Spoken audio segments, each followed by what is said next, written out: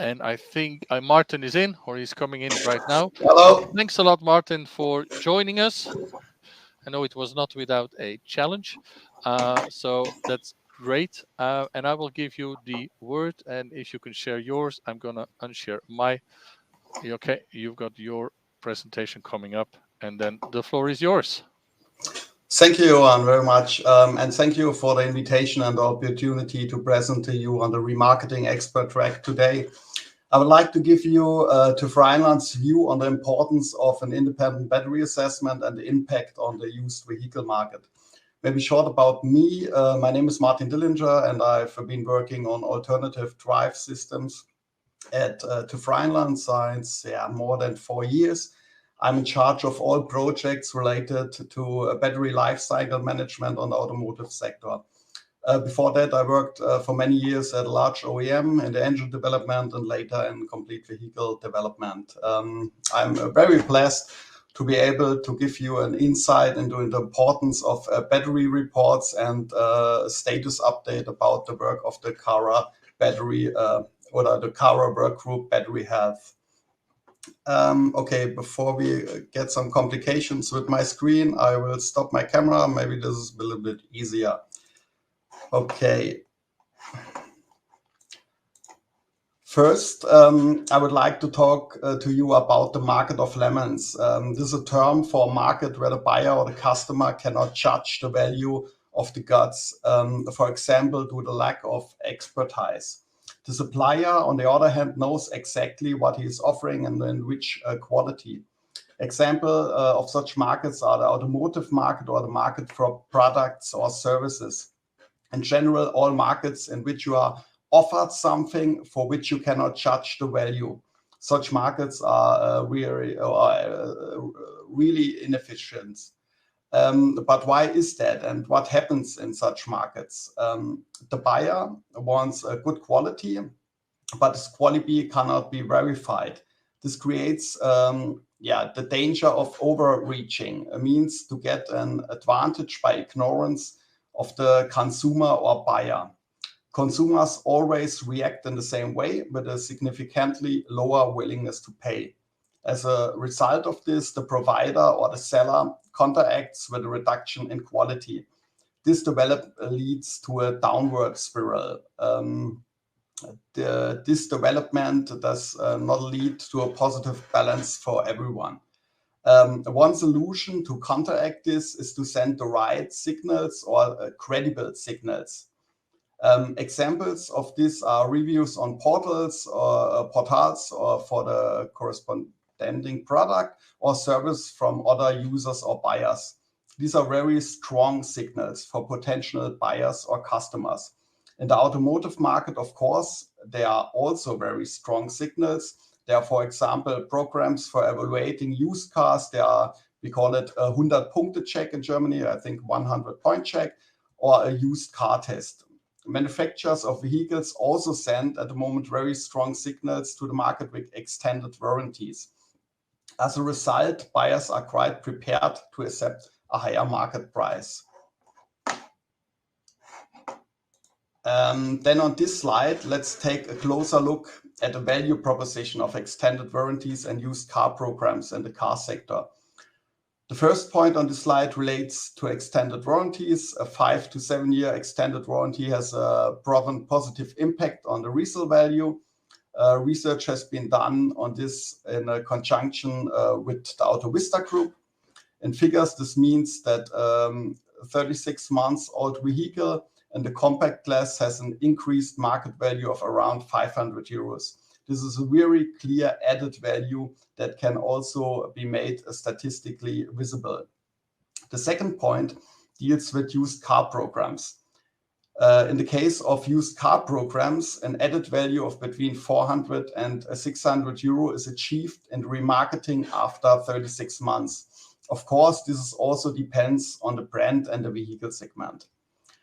The observation period of 36 months is chosen because it's usually after this time that the vehicles emerge from the leasing contracts or enter the market as used cars to a greater extent.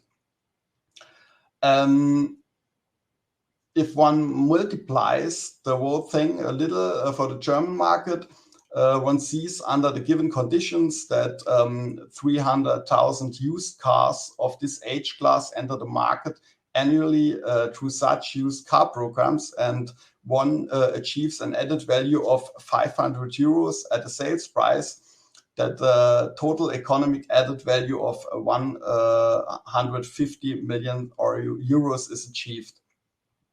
This is classic win-win situation for both seller and buyer.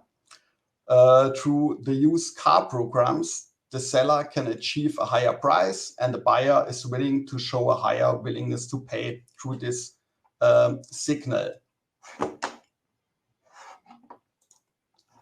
Now, I would like to move on the electromobility and evaluate the potential of correct signals.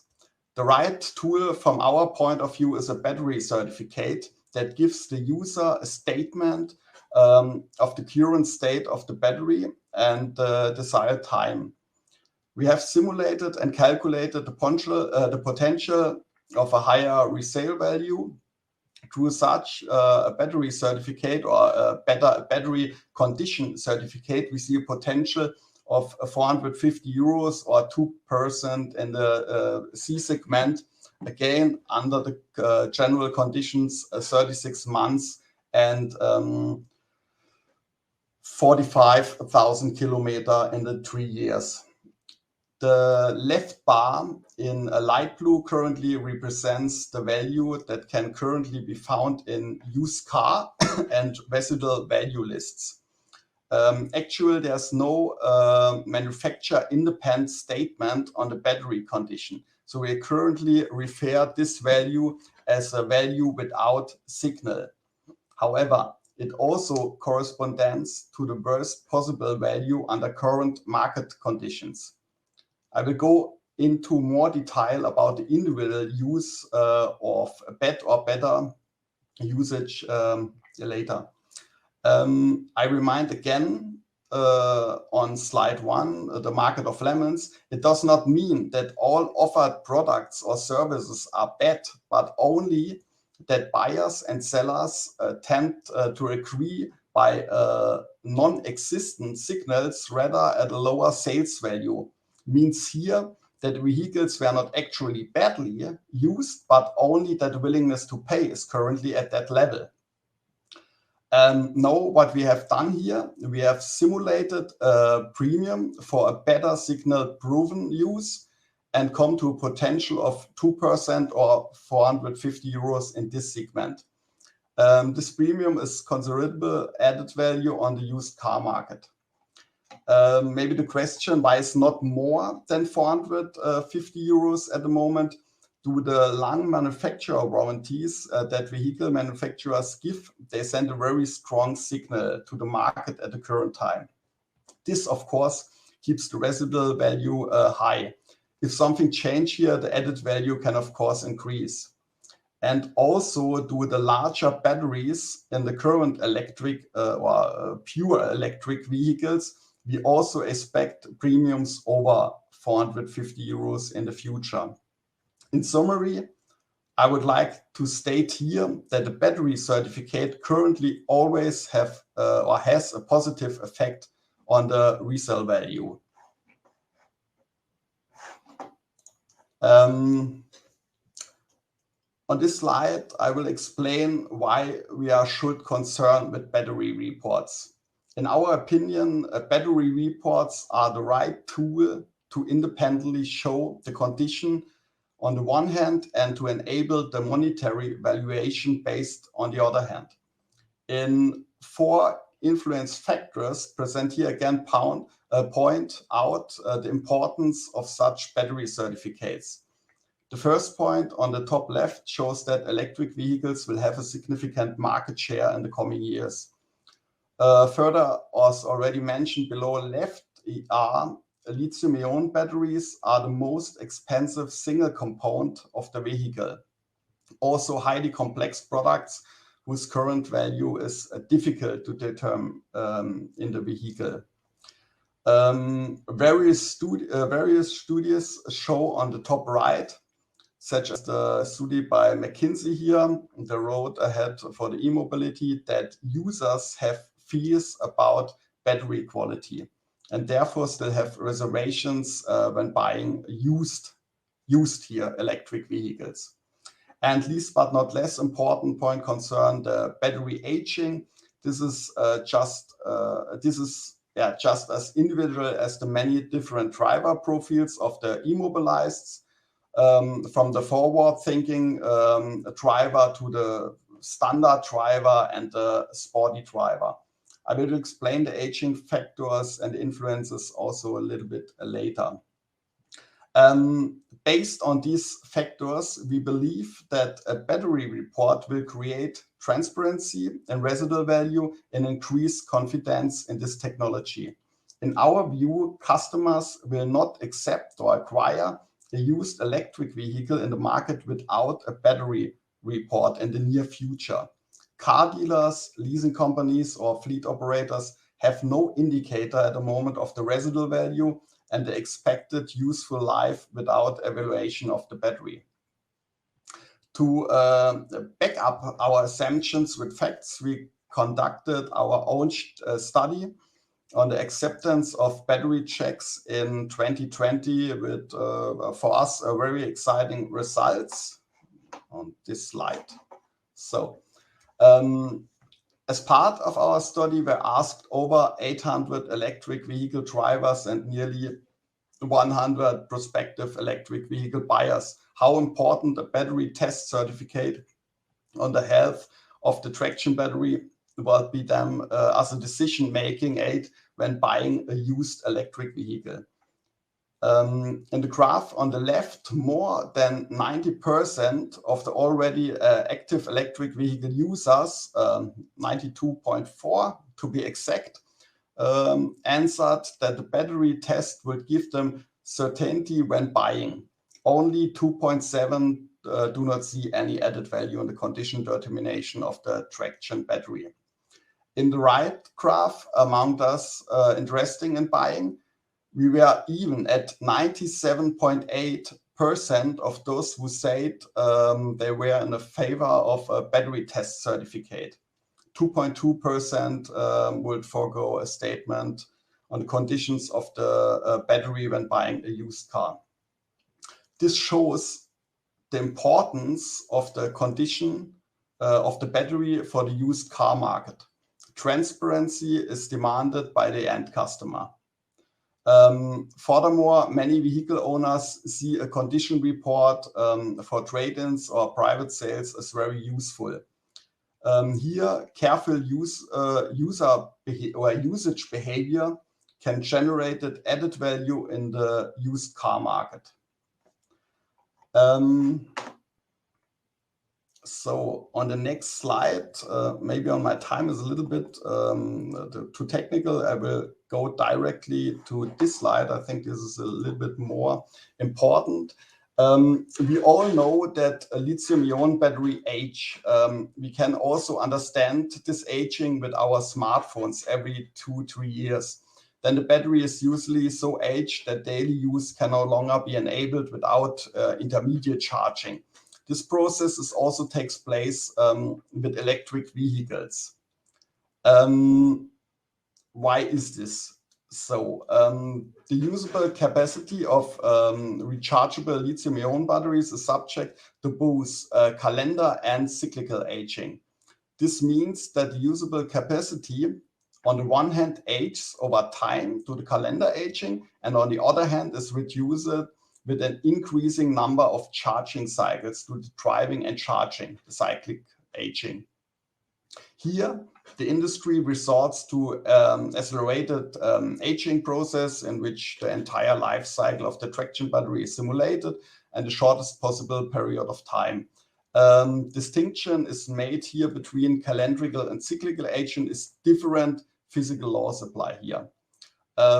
Stress factors in a daily use are the state of charge, the depth of discharge, and the charging power.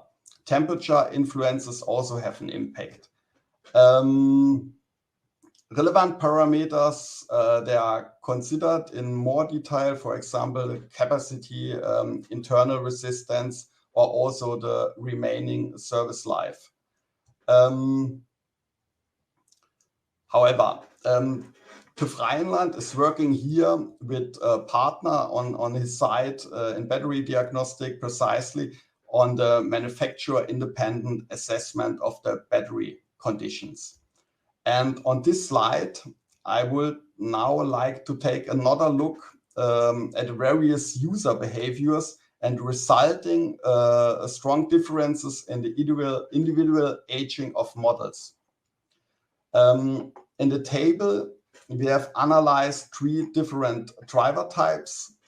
Boundary conditions such as mileage and age are identically for all drivers, as are the climatic conditions. Only changes in usage behavior, such as driving style and the type of charging, were changed here. Driver 1 represents the worst battery treatment. General driving style can be described as very sporty, like to aggressive, means strong acceleration and rarely regenerative braking. Frequent use of dual carriageways and motorways, and also frequent use of fast charging. An example, high stress during discharging and charging are factors that have a negative effect on aging. Driver 2 is our normal driver, standard user, who represents the average behavior and is resulting most neutral effect on battery aging. This type of driver is in between the sporty, aggressive driver and the sparing, immobilized. This driver is aware of how to conserve battery life, but unplanned events mix the usage profiles here between aggressive and predictive, which bring us to the driving type 3, the predictive driver. Driver 3 shows better battery handling behavior. This type of driver is likely to take full advantage of the potential for energy recovery, a concept known as eco-driving. The anticipatory driving style is gentle on battery aging. There are almost no unplanned events, which means that optimized route planning and later optimal charging can be planned accordingly. In the graph on the right, we now show the SOH development under the 3 simulated treatment conditions, worse, average, and better battery treatment. While all 3 SOH show a gradual linear decrease after the first year, the graph clearly shows how a high-intensity battery treatment can produce a significant difference, here up to 4.5% in residual capacity after just 3 years. Furthermore, the simulation can be used to make predictions about the end of life in the vehicle, assuming that 80% SOH, or the state of health, is the end of life for the lithium-ion battery. We see a range of 41% end of life difference between the worse and the better treatment. So, on this slide, I would like to tell you something about the activities of the CARA workgroup, Battery Health. The aim of the CARA workgroup, Battery Health, is to facilitate remarketing and to support the residual values of used battery electric vehicle cars or battery electric vehicles by trusting in the battery conditions. An independent assessment and certification is the right tool to give the customer security. But yeah, with the help of the 4 pillars, the CARA working group will try to achieve this goal. The first, create an independent SOH standard. The second, evaluation of the technology and process options for the vehicle-specific battery evaluation. Third, get out of the lab and test technologies under real conditions. And the fourth, proposal for settlement process in case of disputes of buyers. Yeah, the classical warranty management. We see the timeline on the ground. We are currently on the timeline at the provider presentation where suppliers of battery diagnostic present their service solutions. Okay, this is my last slide. Before I close, I would like to round off my presentation with the following insights. First, with a battery certificate or battery report for all used battery electric vehicles, the average residual value will already rise. The second, on the one hand, should used car buyers insist on a certificate for independently assessed battery quality, including usage history. And on the other hand, the third point, also used car sellers should provide a certificate to get the maximum resale price. And last, fleet and leasing companies, together maybe with her fleet managers, could create incentives for better use of or better usage of the batteries and electric vehicles, similar to the case of increased and reduced kilometers. I think that's a great summary, and I think it really supports the fact that it's crucial, this part. I think we have seen it from an RV forecasting perspective and everything, and it also shows the fact that indeed the attendance in this SOH working group is enormous. It's almost every lease company, every inspection company, every service provider is there. So that shows indeed the importance. So great to have this supported with real data. Maybe one question that I would like to ask, which was asked in the chat as well. Will it make a difference in terms of RV uplift? And I think it's a great question from Jan. In the RV uplift, if it's an independent one or if it's an OEM driven one, because of course you've got car manufacturers brand that can provide this as well in their own workshops. Is there research about, or not really, or what's your personal feeling? I think for the end customers will be a manufacturer independent test are the right signal for the used car market. Also, it is important that we have an independent battery assessment out of the manufacturers, but I must also compare a car from manufacturer A to a car to manufacturer B. Is okay when I can compare one model from one manufacturer, but it is more important for the end customer that I also can compare independent different manufacturers or different models of different manufacturers together. Okay, great. Thanks for the answer. Thanks for your insights. I think it supports it really, as I said, with data. So that's a perfect start for our expert panel that comes a bit later when we talk with the OEMs. Martin, take care. Thanks a lot for your contribution, and see you in another time, and hopefully at the Remarketing Forum in Dublin. Thank you, Martin.